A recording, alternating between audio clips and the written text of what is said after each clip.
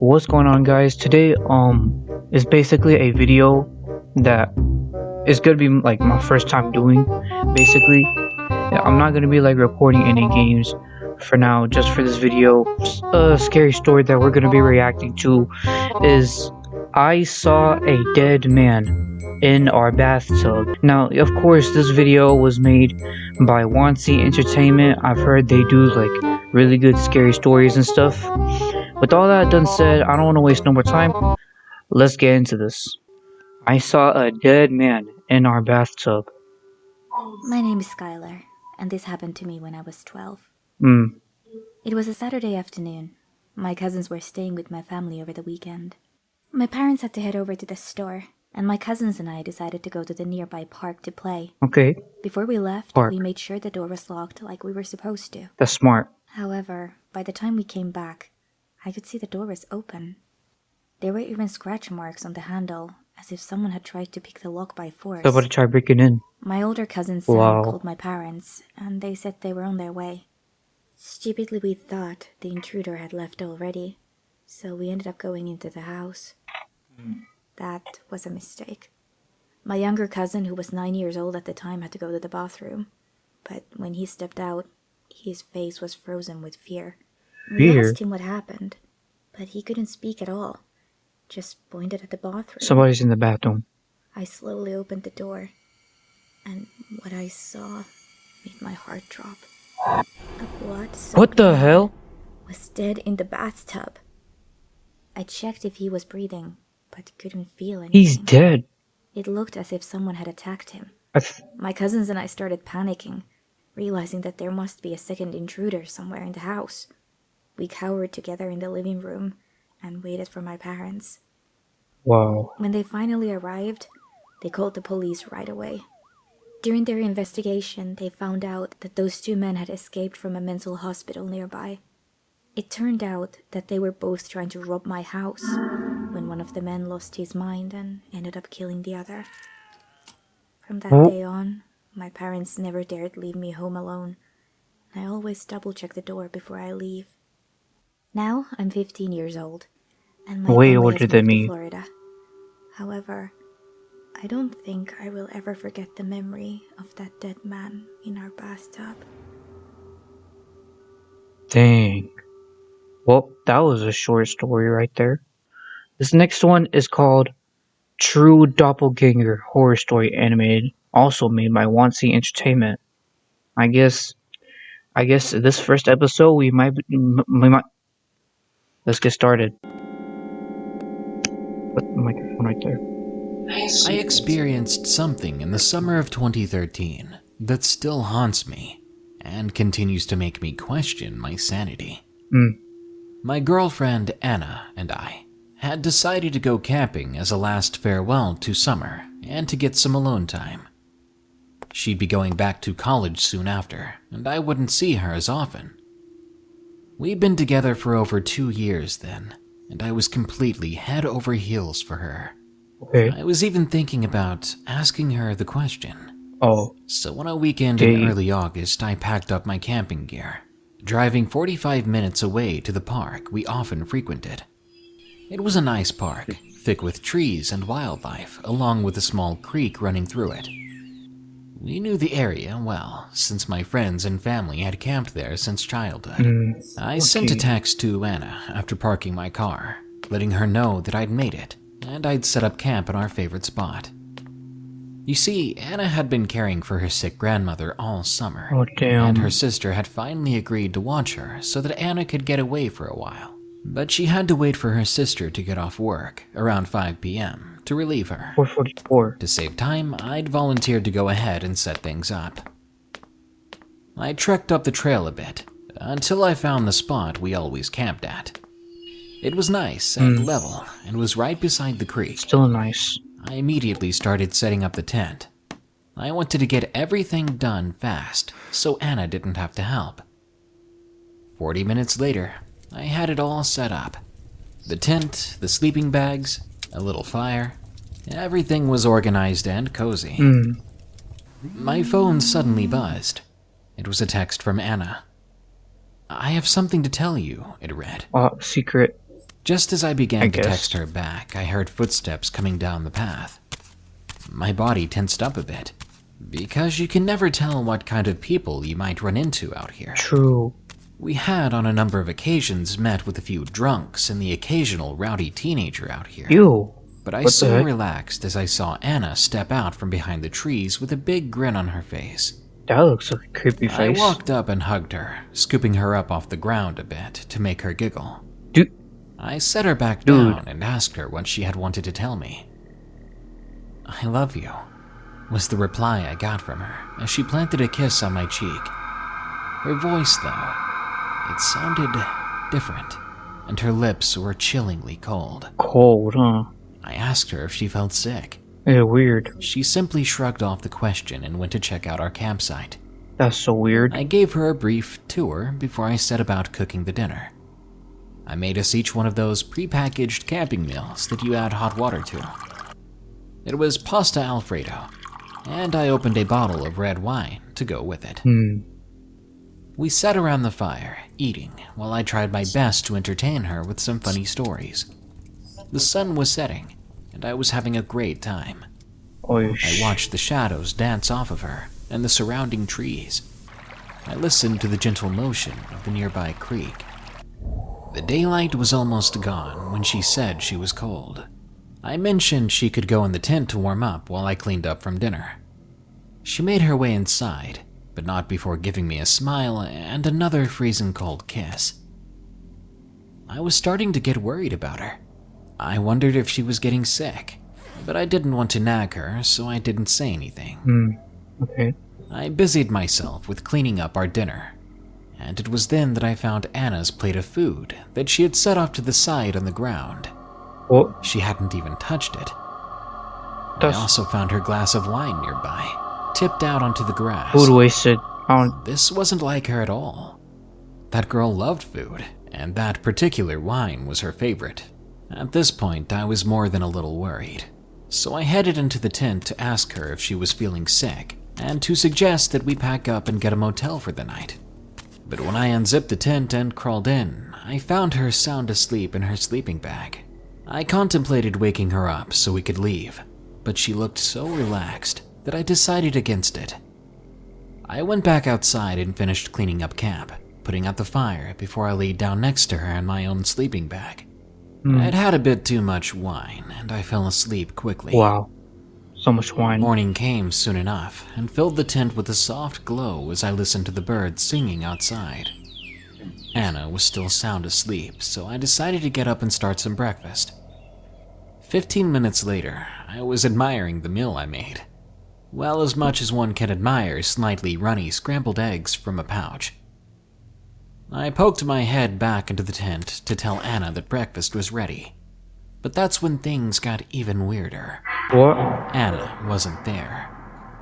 I didn't think it was likely that she could have left the tent without me seeing her. What? But maybe she had done so while my back was turned. Oh. I waited for a bit, figuring she stepped out when nature called. About 15 minutes passed, and I was starting to get worried. I walked to the edge of the campsite and called out for her, but there was no response. I walked to the trail Something and happened. called out her name as I walked up and down the path each way. Something happened. But still nothing. I went back to the campsite and checked the tent, but it was still empty. I searched for her belongings, but that's when I realized she hadn't brought a thing with her. What? I couldn't even remember her checking her phone last night, which she was in the habit of doing. She always checked her phone, always brought it with her in case her grandma needed her. That's when I grabbed my phone and decided to text her. I didn't have any signal, so I walked back up the trail a bit to the truck, where I knew the signal was good. That's when the text messages started flooding my screen. Whoa. All of them were from Anna. My hands began to tremble as I read. "I have something to tell you." That was the text I saw earlier. I went on. "It's bad news. My grandma just passed away. Are you there? Can you meet me at Grandma's when you can? I can't go camping tonight, I'm sorry. We should reschedule. Her grandma. Where are you? Her grandma died? Fine. I'll be at my sister's house for the night. Call me when you can. Whoa. My hands were shaking so violently that I dropped my phone. My mind reeled so fast that I had to fight to not pass out.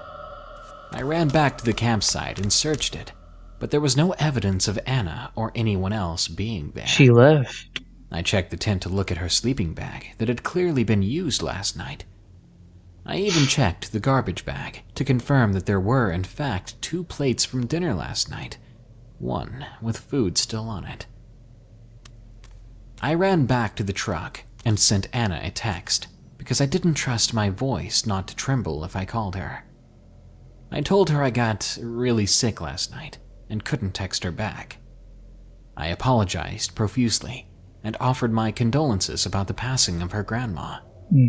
She texted me back letting me know she was okay and that I would see her later today. I walked back to camp in a daze. My mind seemed to want to shut down. It couldn't process what had happened.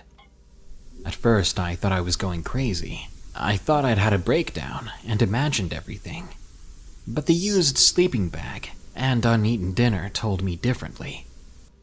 Who or what kept me company last night? Who or what could look just like Anna, but not be her? No. Had it been a ghost? A doppelganger? What? A shapeshifter of some kind? Was all of it just a sick joke? Whoa. I packed up camp with difficulty. That was scary. My stomach was in knots and my muscles were weak. I felt like I was going to get sick at any moment. I made it home and sent a text to Anna. I said I was still sick and didn't want to make her sick. I saw her next on the day of her grandma's funeral, where I easily passed off my residual anxiety about the whole ordeal as grief and sympathy. Rest in peace, Grandma. As I said at the beginning, I haven't told this story to anyone. Anna and I are now happily married, and I still haven't even told her. We don't go camping in those woods anymore. We found a much nicer, hopefully safer spot. I look back on that night often.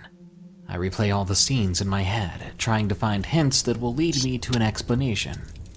But I haven't figured out anything. I still only know one thing. I spent the night with someone or something that wasn't my girlfriend. Doppelganger. Ooh. This one is called We Saw the Clown in the Abandoned Hospital. Also made by Wansi Entertainment. It was a dark, scary Halloween night in 2020. There were many kids having a fun trick-or-treating, and the adults were giving out their candy. That was last year. There was a group of kids who stood out whose names were Bob, Jimmy, Nick, Cameron, and Clyde. They were out all night trying to get as much candy as they could get. After they were done, they went to a bench and started eating and trading their candy. They then started to feel bored. There was nothing to do for the rest of the night. Jimmy had an idea. Guys, let's go explore the abandoned hospital down the road. I've heard it's super scary and there's a clown inside. What? He said. The rest of the group agreed to go. Alright.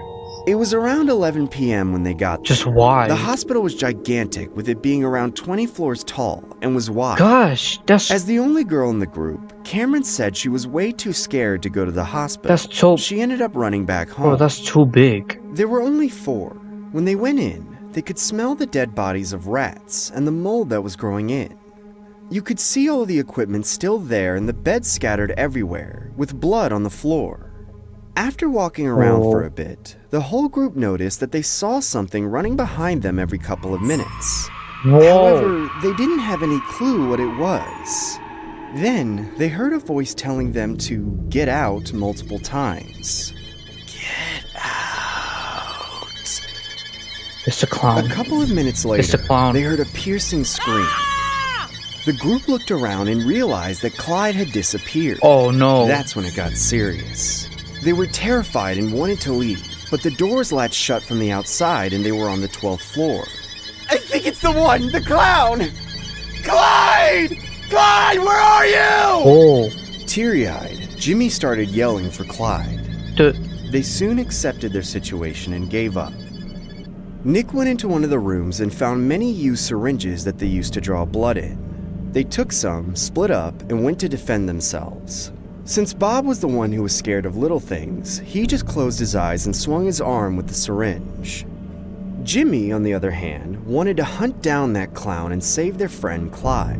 Wow. Nick was just wandering around the hospital trying to find a fire escape, and there he was.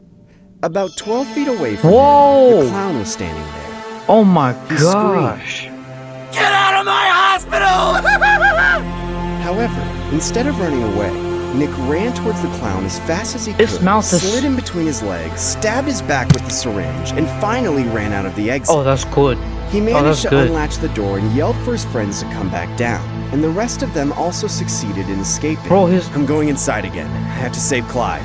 When Nick told his friends, everyone tried to stop him, but he rushed inside.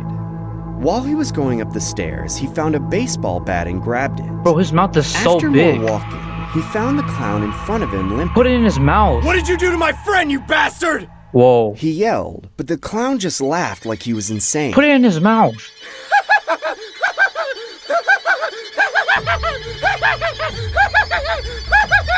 Just then, he heard someone saying, "Help me," with a small voice. This time, he hit the clown right in the mouth with the baseball bat and ran towards the voice. Like what I just said. He found Hit it in the Clyde mouth. locked in a room. Let's get the hell out of here. They started to run down another fire exit. When they were halfway there, they heard heavy footsteps above them. Oh no. They all knew who it was. The clown. They gave it everything they got. They ran down the stairs as fast as they could and escaped from the hospital. While Nick and his friends were running away to the police station, they reported that they saw a clown in the abandoned hospital. To their surprise, when the police arrived at the hospital and checked inside, there was no one in there. No. What? The clown was never to be seen again. Whoa. That was a good one right there. I mean, the things, the channels, and videos for best for viewers and stuff. Just all right. I picked one more scary story from Wancy Entertainment. It's if someone tells you not to look back, don't look back. One late night, I was walking along the path with my friend. Suddenly, I heard someone from behind us speaking quietly. Whoa. Don't look back. Don't look back. Don't look back. If you look back. Oh, I see now. If you do that.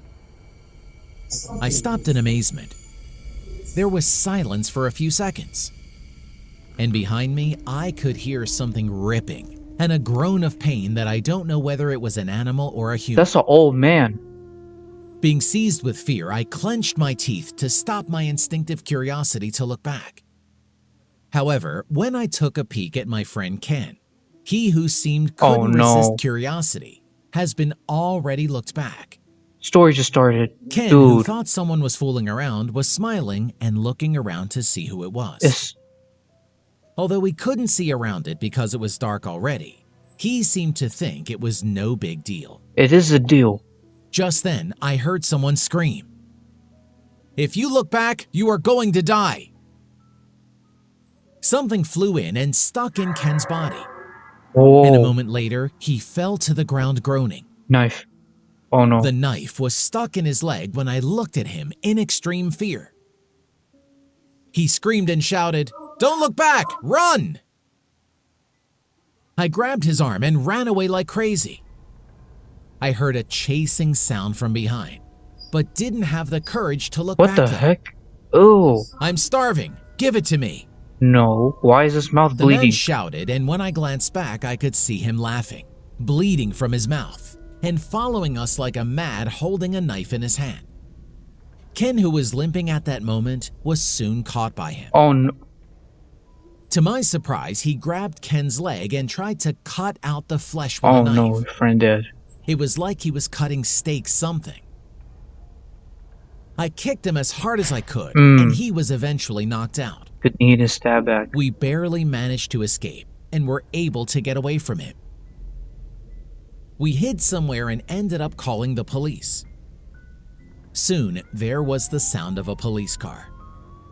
I took a look at Ken's condition, and his leg's flesh was torn apart. Whoa. Oh, blood. When I asked him what had happened, Ken then replied in pain. The moment Ken looked back, he saw a homeless man who was eating something alive raw.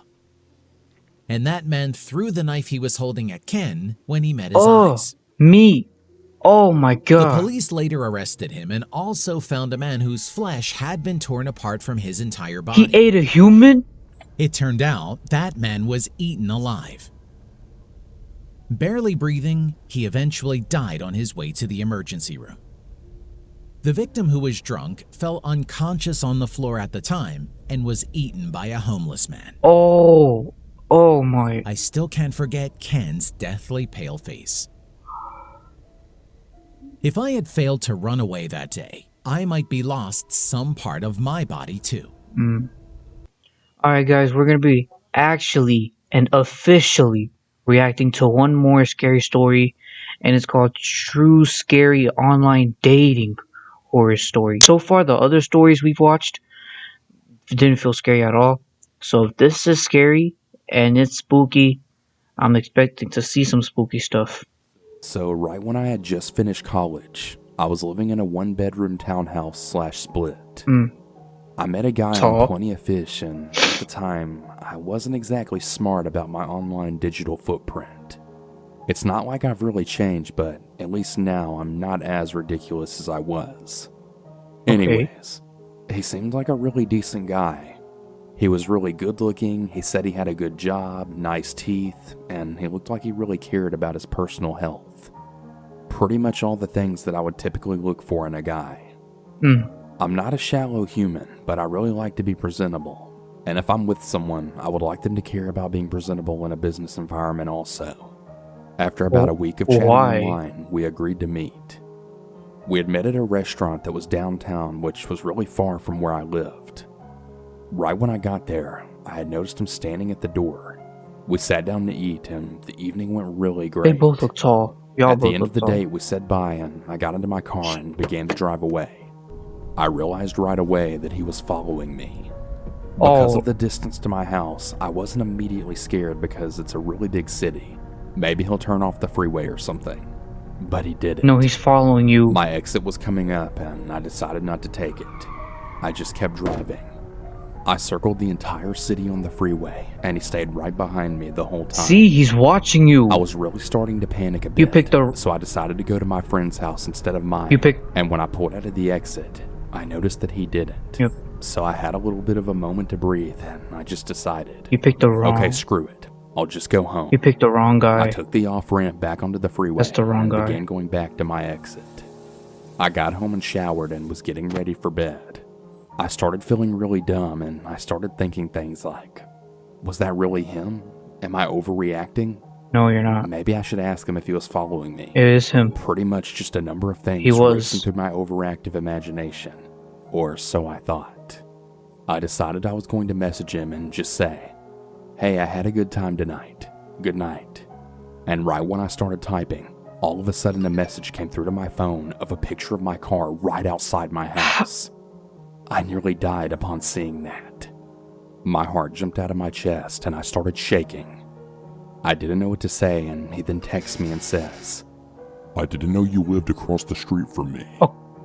Now, I've met my neighbors before, and not once have I ever met him.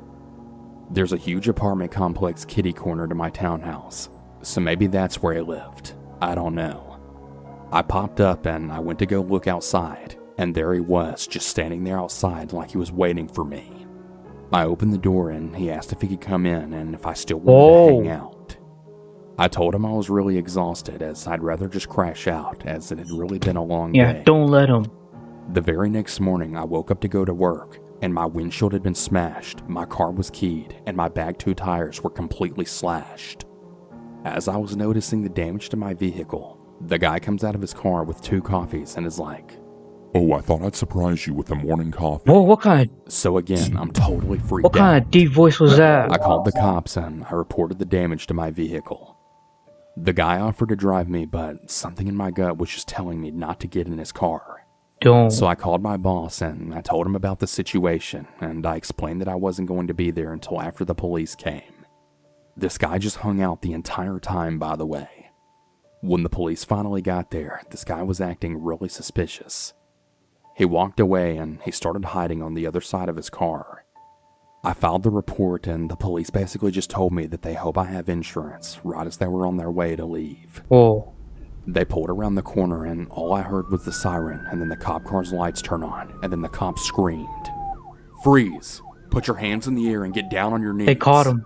I turned to look and the cop has his gun drawn on this guy and the dude's on the ground getting arrested. You got caught, man. I spoke with the cop after he got into the back of the car and he explained that he was wanted for stalking, breach of probation, assault with a deadly weapon, fraud, as well as aggravated assault. I was absolutely shook. It took me a couple of days to get over the hypothetical situations that could have happened. He had what again? The back of the car, and he explained that he was wanted for stalking, breach of probation, assault with a deadly weapon, fraud, as well as aggravated assault. I was absolutely shook. That's a whole creep. It took me a couple of days to get over the hypothetical situations that could have happened to me. About a week later, I was on my way out the door to work, and guess who was sitting right in my driveway? We live in Canada, so essentially you're released on conditions until you go to jail. I told him that I was late for work, but that I'd call him when I was done working. I never went to work that day. I went and found a new apartment in another area of the city. I changed my phone number, and I hired my friend's husband and his friends to go pack my apartment up and move it to their place for about a month, and then move it to my new place because I was just so scared this dude would follow them while moving. So yeah. That's my scary story about the first time I used Plenty of Fish, and I'm never using it again. Fish. Oh. That's the thing why you never online date. Obviously you don't know who you're dating. It's so bad to like find him like literally on wherever you found him on your phone. Well, alright you guys. That's basically gonna be it for today's first episode of reacting to some scary stories. You know, I mean, 5 scary stories. Didn't know it was gonna be that long. I've been recording for almost about 40 minutes. Hope you guys enjoyed. If y'all did, hit that like button, subscribe if you guys are new to the channel, and with all that said, I'll see you guys in the next one.